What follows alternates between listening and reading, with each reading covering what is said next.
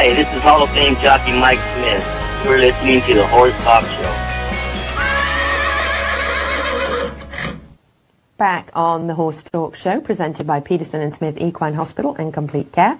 Thank you to Larson Farms, our broadcast sponsor, Idaho's finest alfalfa. I'm Louisa Barton. We are in the Chamber and Economic Partnership Equine Studios in downtown Ocala, in the horse capital of the world. Joining us now by phone, we have Tahlia Fischer. She is from All Seated in a Barn. I hope I'm pronouncing your first name correctly, am I? You nailed it. Perfect. Oh, wonderful. I'm so glad. So, Tahlia, tell us a little bit about what you do and kind of how All Seated in a Barn got started. Yeah, absolutely. So we rescue horses and donkeys that are at risk of essentially shipping to slaughter, who are kind of stuck in that pipeline.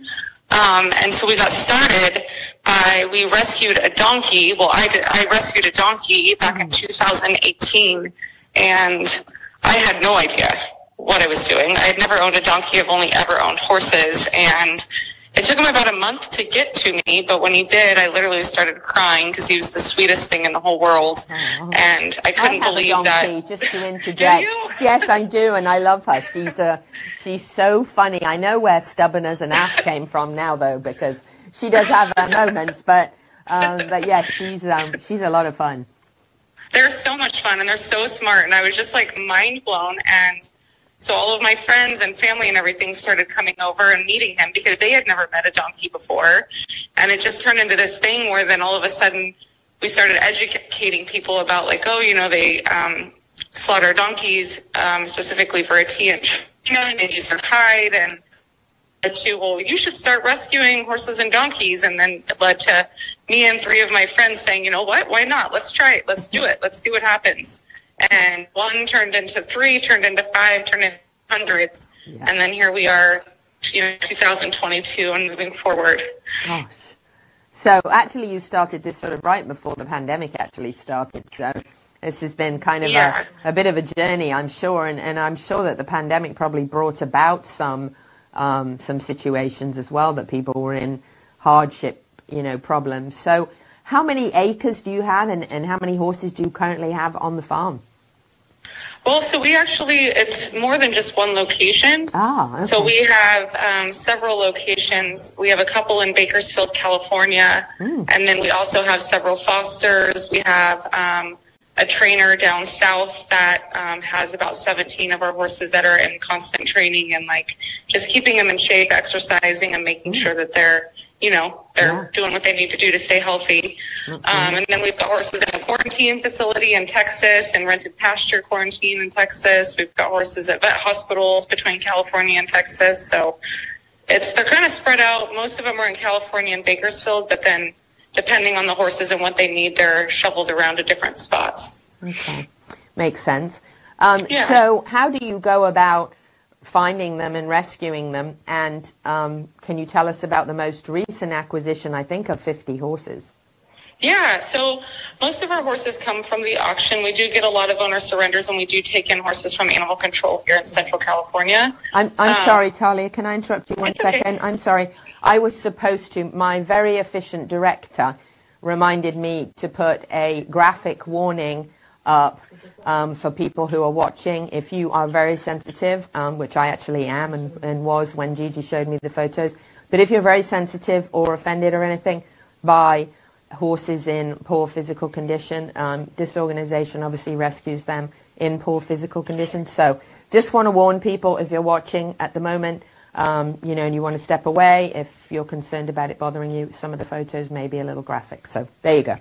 Sorry, Tahlia. No worries. It's okay. No worries. And so, we get them, and we get them healthy, and we rehabilitate them, and eventually, if we're able to, then we adopt them out and find them homes. So some of these pictures you're talking about are some of the cases. Some of those horses actually came from some of the most recent auctions. Oh my gosh, how terribly sad. What a gorgeous baby, too. Oh. Yeah, he was just a little orphaned colt that was really, really sick. So he's actually still at the hospital. Several of the horses in those pictures are still at the hospital in Texas. Oh my gosh, it's hard to believe that anybody could let an animal get into this sort of condition. It's really heartbreaking. Yeah, and I think the more frustrating thing is that people are being allowed to just take their horses and dump them at the auctions like this, and no one's being held accountable for it. And the horses aren't really given any sort of a choice. Oh my gosh. And so we're lucky that when we are there, we are able to find these horses and get them out and get them the help that they need desperately. So you basically go to auctions where you know there are horses that aren't going to get purchased by true new owners and that are in fact going to be loaded up for slaughter, and you purchase those horses at those sales and save them? Right, we do. We raise the funds, we stream everything live on social media, and the funds come in. We do what we can and what we're able to do. Oh my gosh. And you just know which auctions to go to because you're already familiar with the procedure. Yeah, well, so we've been to the local auctions here in California, but what we've found is that the majority of, like, the largest auctions in the country are actually taking place in the Midwest and in Montana. But we, obviously, the Midwest is where we've always gone because we're actually allowed to get into the pens and take videos and take pictures. A lot of these auction houses don't let you do that because they don't want people to see what they're doing. So it's obviously easier to fundraise for money to help the horses when people are seeing where their money's actually going. Yeah. So a lot of our focus has been in Texas at the auction there, but like I said, we've done the local stuff, but it's hard when you're not allowed to take your cameras out and your videos and take pictures and document and show what you're doing. And these bigger auctions have traders and flippers from all over the country bringing horses from, like, California, Florida, Pennsylvania, Montana, Colorado. They're bringing them from all over the place because these auctions they have around 600 horses going through them in 2 days. Oh my gosh. Now we just, if you're watching on either Equus Television or on social media, we just saw some really horrific graphic photos of a horse whose rump was clearly started with some sort of a sore, and I don't know what it turned into, but I've never seen anything like it in my life. Can you tell us a little bit about that? Yep, that's Phoenix. So him and the horse with the big, huge, swollen leg, they were actually sold directly to the kill pen. So people you're allowed to just wipe your hands clean, and they will have been shipped to slaughter if we hadn't been able to step in and get them.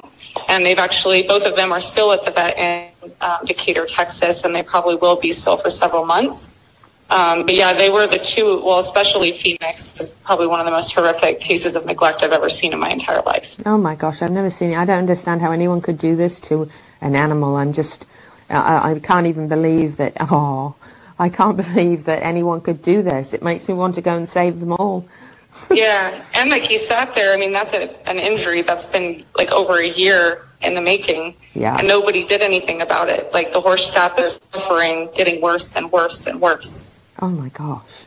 So what happens to these horses eventually when you've rehabbed them and, you know, the veterinarians treated them and they're back healthy again? What is the next step then? Do you try to adopt them out? We do adopt them out. So we bring them back to California to our main facility.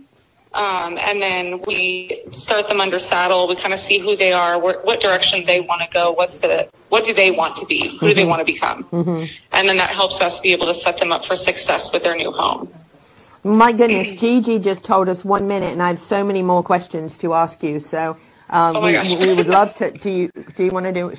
We can do another segment. Are you available? Do you want to do another segment? Yeah, I would love to. Yes. So we'll wrap this one up, and we'll keep Tahlia on the phone with us, and we'll come back in the second half of the show with her, and that way we can. I have a ton of other questions, so stay with us on the Horse Talk Show. Yeah. We'll be right back. Unexpectedly, we have a second segment with Tahlia Fischer. And we do again want to give you like a graphic warning about the potential of seeing some things that may upset you. They are very upsetting, but the work of All Seated in a Barn is incredible. And so we want to share the before and after with you so that you can see how very drastic the situation is, and also so that you can do what you can in your part to help. So Tahlia, we were watching a video that I would like to actually watch. We watched a little piece of it. Ian's going to put it up again. And I wanted to kind of ask you about the Mustangs. Yeah. So what's going on with the Mustangs, so it was really unexpected for us. I mean, we see the Mustangs at the auction a lot, and, you know, we do what we can to bring some into our facility to get them, you know, out of the bad place. But what we're also finding out, which I'm sure you're aware of, is that a lot of these BLM Mustangs are actually shipping to slaughter, which is illegal. And so we have one that was actually being tagged and shipped in front of us to send to slaughter, and we pulled him off of the truck, and he's at our place. His name is Sir Elton John, and he's beautiful. Now, how does that happen? How do they get to slaughter from the BLM? So they have an incentive program where if you adopt a Mustang and you keep it for a year, you can get a check for $1,000. And I believe you can do up to 4 Mustangs. So a lot of these families are going and, you know, adopting Mustangs. After we're doing 4 per person, they hold them for a year in their pasture, and then they turn around and they just sell them to traders and flippers who just make them disappear.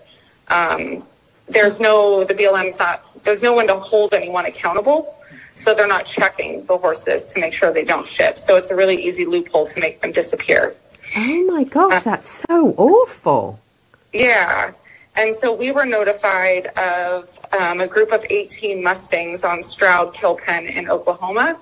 And so I posted a video of them at Stroud, and literally they were pretty much on one of their last days before they ship them, because they only hold them for so long. There's so many horses. And so someone said to me, if I do a match for the amount of the Mustangs, would you guys save them? And I said, sure. Okay, let's do it.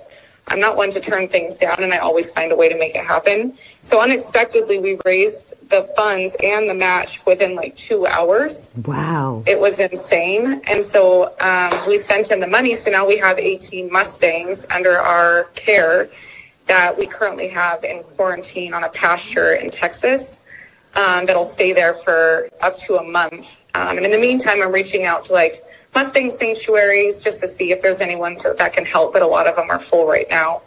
And then we'll start slowly bringing them over to California to one of our partner facilities to start kind of, you know, seeing who they are, if they're bonded with someone, just trying to set them up for success, whether that means they're getting trained under saddle or we continue to hold them until we have pasture available for them to just go run free on. Wow. Oh my gosh.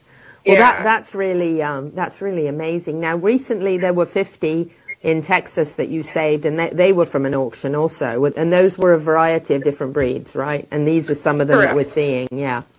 Correct. Yeah. My gosh. So you just went and seized 50 from a sale and paid whatever they had to be paid to get out. You did a live fundraising, got the money, and brought these animals, obviously in horrible condition, feet not done for clearly maybe years, and obviously starved to death. And we've seen things like matted eyes and cancer. Yes. Blood cancer. Yeah. There's actually a picture of a baby with a broken leg that they ran through the sale. And it was heart-wrenching. And so we immediately, like when we see those kinds of cases go through, we immediately buy them, and the vet there in Texas is on standby. So we have a hauler that's just basically waiting, and then they immediately are taken straight to the vet. Oh my gosh. So this is not obviously an easy undertaking, nor is it an inexpensive undertaking. You are funded how? Solely by donations from people watching our social media. Wow. Yeah. That's incredible. And are you guys a 501c3? Yes, we are. Wow, that's incredible. So so it's a actually tax deductible, perfectly legally, and all above board to do a tax deduction for donations to 501c3s, which is wonderful. So, and people can find you on Facebook. I'm guessing you and your friends must have been all seated in the barn the day that you decided to start this. Yeah, actually, well, we were, and then my sister, we were trying to think of a name that kind of brings everyone together under one roof for a cause. Mm-hmm. And so that's kind of how the name came about, was just all seated in a barn. And we didn't want to do the barn because there's a lot of barns around the world. Mm-hmm. So we just said a barn to make it just where it's not about just us two. Anyone can be seated in a barn trying to make a difference. Yes, absolutely. And I bet you've seen a lot of success stories from your program. And have you seen a lot of horses go on and get new owners and be loved? Oh, yeah. I mean, In 2021 alone, we adopted out over 180 horses and donkeys. Wow. So we have a pretty high success rate, and people love them. And so we get updates all the time. We post the updates on our social media all the time with before and afters. And we really try to do our best to make sure, because people remember a certain horse and they want updates. And so we're happy, we'll update anyone. That's so wonderful. So the success stories are obviously the goal is to rehome the horse. And is there a good and very thorough vetting procedure for the applications that come in? Absolutely. Absolutely. My friend Leanne, who's been there since the beginning, she considers herself a Secret Service agent at this point. Vetting these people out. Oh, that's wonderful. So she is making sure that they are like a thorough home check or a farm check, making sure that the horses are going on to a much better home for the future. Very much so. A friend of mine put it one way. He runs a donkey sanctuary, and he won't adopt the donkey out unless they can do better than he is doing by the donkey. And so it kind of rings true. If they can take better care of this horse and give it a better life than what we're doing, then we will feel comfortable with you adopting the horse. But if any part of us doesn't feel that way, then you're definitely not adopting the horse. Wonderful. So how do people find you? Social media, website, and they can make donations that way as well? Yep, social media, the website, all of that. Wonderful. So they go to All Seated in a Barn on Facebook and you Instagram, and then you also have a website, All Seated in a Barn, so people can make donations and help you guys and support this. That is really an incredible story. Well done. Thank you. We really appreciate you sharing this with us. And if there were not people out there in the world like you, there'd be a lot more suffering for these animals. So we are certainly very supportive of you and happy to share this. And we will continue to share your social media posts and your success stories. Thank you. I really appreciate it. Thank you, Tahlia, so much for everything you do. And thank you for being with us on the show. You're welcome.